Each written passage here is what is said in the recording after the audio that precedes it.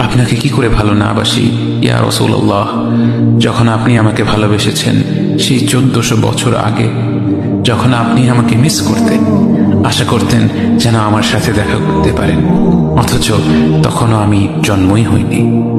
সেদিন সাহাবীরা আপনার চোখে পানি দেখে বলল, ইয়া রাসূলুল্লাহ, আপনি কাঁদছেন কেন?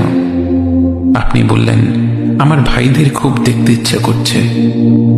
সাহাবীরা বললেন, আমরা কি আপনার ভাই নই ইয়া রাসূলুল্লাহ? আপনি বললেন, না, তোমরা আমার সাহাবী।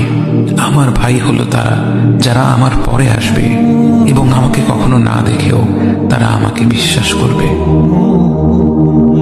মৃত্যু শয্যায় শুয়ে আপনার অন্তরে এই চিন্তা ছিল যে আমাদের পরিণতি কি হবে। উম্মতি উম্মতি বলতে বলতে আপনি আপনার রবের নিকট ফিরে গিয়েছেন।